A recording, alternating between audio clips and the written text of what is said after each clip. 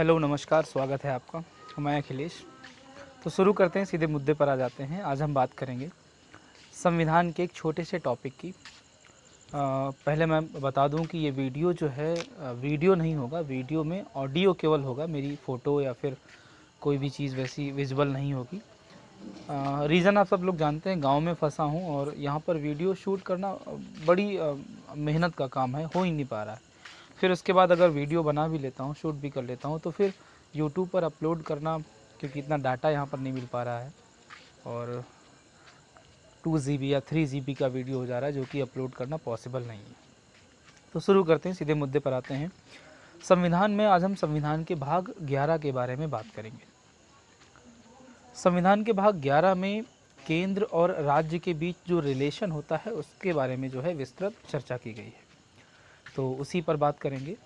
अनुच्छेद 245 से लेकर 263 तक जो है केंद्र और राज्य के बीच में जो संबंध हैं उनमें प्रावधान किया गया है। तो अनुच्छेद 245 से लेकर 263 के बीच में जो भी मुख्य बातें होंगी उन पर हम लोग चर्चा करते हैं।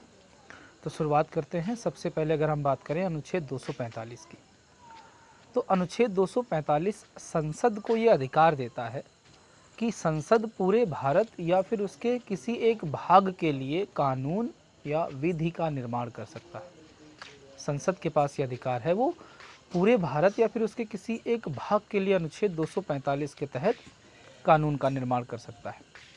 और यही अनुच्छेद 245 राज्य विधानमंडल को भी ये अधिकार देता है, जो राज्यों में विधानमंडल होता है, राज्य विधानमंडल को भी यही अधिकार देता है कि राज्य विधानमंडल अनुच्छेद 245 के तहत पूरे राज्य या उसके किसी एक भाग के लिए कानून का निर्माण कर सकता है।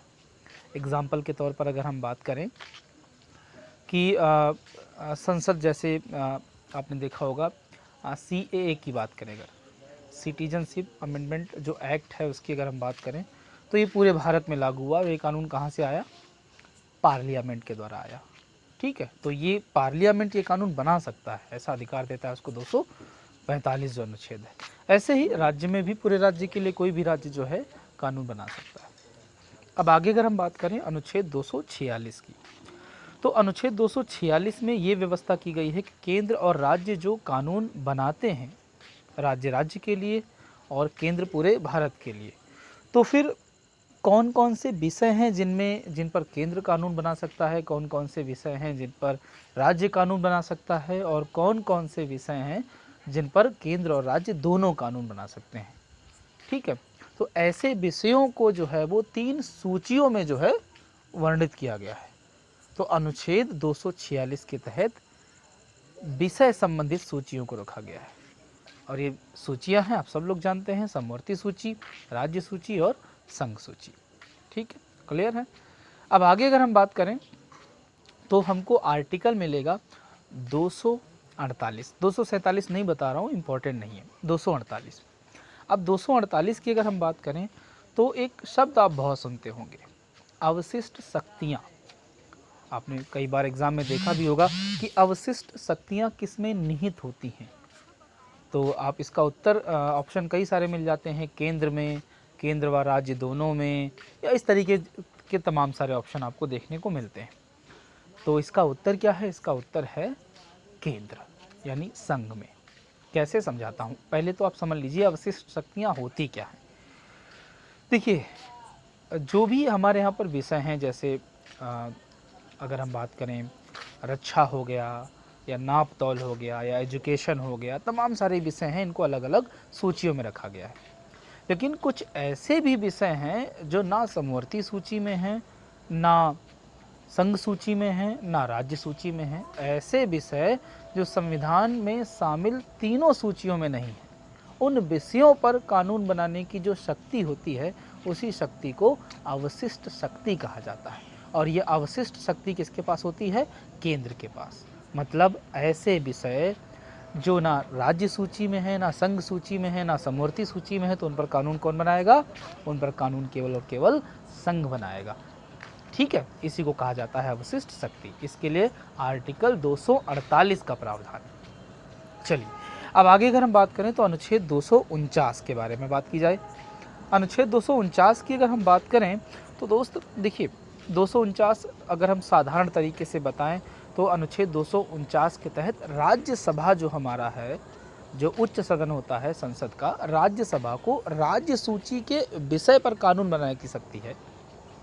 लेकिन अगर मैं और थोड़ा सा डीप में जाऊं तो अनुच्छेद 249 ए के तहत जो है, यदि कोई लोकहित का विषय है, अगर कोई लोकहित में काम होना है तो राज्यसभा 2/3 बहुमत से, यानी जितने भी सदस्य राज्यसभा में उपस्थित होंगे उसका 2/3 बहुमत से प्रस्ताव पारित करके राज्य सूची विषय पर कानून बना सकती है। याद रखिए अनुच्छेद 249 ए, 249 भी लिखा आता है तो कोई मतलब नहीं, आप 249 लगा दीजिएगा। ठीक, बस शर्तें क्या हैं? शर्तें हैं कि वो कानून जो बना रही है वो लोकहित में होना चाहिए, और वो कानून कब पास होगा? जब वो प्रस्ताव, कानून बनाने वाला प्रस्ताव उपस्थित सदस्यों के 2/3 बहुमत से पास होना चाहिए। और तीसरी इम्पॉर्टेंट बात कि ये जो कानून बनाया जाएगा लोकहित में राज्यसभा द्वारा राज्य सूची विषय पर, ये कानून केवल 1 साल के लिए ही वैलिड होगा, यानी 1 साल बाद ये कानून स्वतः समाप्त हो जाएगा, ऑटोमेटिक ये जो है क्या हो जाएगा, डीएक्टिवेट हो जाएगा। करेक्ट है। चलिए अब हम बात करते हैं अनुच्छेद 250 की। 250 की अगर बात करें दोस्त तो सिंपल सा समझिए, वहाँ पर हमने बात की है कि राज्यसभा जो है वो राज्य सूची विषय पर कानून बना सकती है। राज्यसभा राज्य सूची विषय पर कानून बना सकती है। अब यहाँ पर एक शब्द देखिएगा, संसद भी जो है वो राज्य सूची विषय पर कानून बना सकती है। संसद कुछ विशेष परिस्थितियों में, जैसे आपातकाल अगर लगा हुआ है, तो संसद राज्य सूची विषय पर कानून बनाने की शक्ति रखता है। अनुच्छेद 250 के तहत संसद राज्य सूची विषय पर कानून बना सकती है। बस याद रखिए, इसमें एक जरूरी बात यह है, संसद की बात कर रहा है, इसका मतलब आपातकाल के दौरान राज्य सूची का कोई विषय है। मान लीजिए कि वन है, वनों को लेकर कोई कानून बनाना, क्योंकि वन जो है वो किसका विषय है, वन जो है वो शायद राज्य सूची, मान लेते हैं कोई विषय, मान लीजिएगा राज्य सूची का कोई विषय है और उसको लेकर कानून बनाना है, तो आपातकाल लगा हुआ है तो संसद उस पर कानून बना सकता है। बस वो कानून जो बनाया गया है संसद के द्वारा, आपातकाल हटेगा उसके 6 माह तक ही वैलिड रहेगा। आपातकाल समाप्त होने के बाद 6 माह तक ही केवल वैलिड रहता है।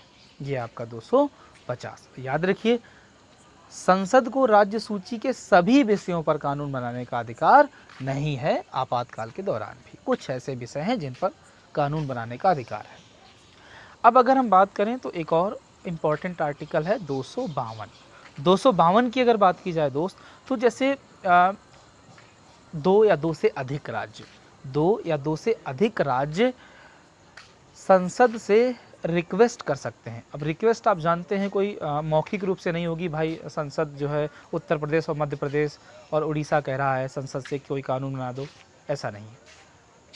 लिखित रूप से कहाँ से जाएगा वो? उनके विधानमंडल से, यानी 2 या 2 से अधिक राज्य के विधानमंडल प्रस्ताव पारित करके संसद से राज्य सूची विषय पर कानून बनाने के लिए कह सकते हैं। यानी एक और तरीका है कि संसद राज्य सूची विषय पर कानून बना सकता है अनुच्छेद 252 के तहत। और ये 52 के तहत कब बनाएगा? जब 2 या 2 से अधिक राज्य जो हैं अपने यहाँ से प्रस्ताव पारित कर उससे रिक्वेस्ट करें। ठीक है, चलिए अब आगे अगर हम बात करें तो एक आर्टिकल आपको मिलेगा 262। सीधे 52 के बाद हम 62 पर आ गए हैं। 262 की अगर बात करें तो देखिए, हमारे देश में बड़ी सारी नदियाँ हैं, है ना। नदियों के बारे में हमने पढ़ा भी है और आपको क्लास में मैंने बताया भी है, तो अभी थोड़ा सा जान लीजिए। बड़ी सारी नदियाँ हैं और नदियों के जल को लेकर हमेशा विवाद बना रहता है। आप देखते ही हैं, आपने एक IPL देखा होगा, मे बी 2017 या फिर 18 वाला, कि चेन्नई को अपना IPL शिफ्ट करना पड़ा था, अपना होम ग्राउंड जो है वो पुणे करना पड़ा था। रीज़न आप जानते हैं, रीज़न क्या था? कि उस समय विवाद चल रहा था तमिलनाडु और कर्नाटक के बीच जो नदी बहती है उसके जल को लेकर। तो नदी के जल को लेकर अगर किन्हीं राज्यों के बीच मतभेद है तो उन राज्यों को जो है कोई कानून बनाने का अधिकार नहीं होता है। ये अधिकार किसके पास होता है? संसद के पास होता है, यानी संसद या संघ। ठीक है, संसद जो है वो नदी के जल के उपयोग या उसके बंटवारे को लेकर कानून बना सकता है, राज्य कानून नहीं बना सकते हैं, ऐसा कहा गया है 262 में। अब आगे अगर हम बात करें तो एक और आर्टिकल है 263। 263 में क्या है कि यदि दो राज्यों के बीच कोई मतभेद है, यहाँ पर नदी जल की बात नहीं हुई, कोई और मतभेद हो सकता है, यदि दो राज्यों के बीच कोई मतभेद है या फिर किन्हीं दो राज्यों के बीच जो संबंध है उनको बहुत मजबूत बनाना है, तो इसके लिए एक अंतर्राज्यीय परिषद की स्थापना की व्यवस्था की गई है। अब ये अंतर्राज्यीय परिषद का काम क्या है? जैसा मैंने बताया, दो राज्यों के बीच के संबंधों को मजबूत करना, दो राज्यों के बीच जो भी मतभेद है उनको दूर करना, और इस अंतर्राज्यीय परिषद के गठन की व्यवस्था कौन करेगा? राष्ट्रपति करेगा। ठीक है, तो उम्मीद करता हूँ आपको संविधान का भाग 11 जो है वो समझ में आया होगा। एक जल्दी से मैं आपको रिकैप देता हूँ। अनुच्छेद 245 से लेकर 263 तक संविधान का भाग 11 है, जिसमें केंद्र और राज्य के बीच के जो संबंध हैं उनके बारे में चर्चा की गई है। 245 आर्टिकल जो है, जहाँ से शुरुआत हुई है, वो राज्य विधानमंडल और संसद को जो है वो कानून बनाने का अधिकार देता है। राज्य विधानमंडल को पूरे राज्य या उसके किसी भाग में, संसद को पूरे देश यानी पूरे भारत या उसके किसी एक भाग में। 246 में तीनों सूचियां हैं, विषय सूचियां हैं। 248 में अवशिष्ट शक्तियां हैं। 249 में राज्यसभा को राज्य सूची विषय पर कानून बनाने की शक्ति है। 250 में संसद को राज्य सूची विषय पर कानून बनाने की शक्ति है। 252 में राज्य सूची विषय पर संसद एक बार फिर से कानून बना सकता है, दो या दो से अधिक राज्यों के कहने पर। और 262 में नदियों के जल के बंटवारे संबंधित जो भी कानून वगैरह है वो संसद ही बनाएगा। और 263 में अंतर्राज्यीय परिषद है। अब एक छोटा सा प्रश्न आपके लिए मैं छोड़ रहा हूँ। प्रश्न ये है कि अंतर्राज्यीय परिषद का गठन भारत में किस वर्ष किया गया, और जो भी उसके बारे में जानकारी हो वो आप कमेंट करें। थैंक यू, मिलते हैं अगले ऑडियो में। Thank you very much, thank you.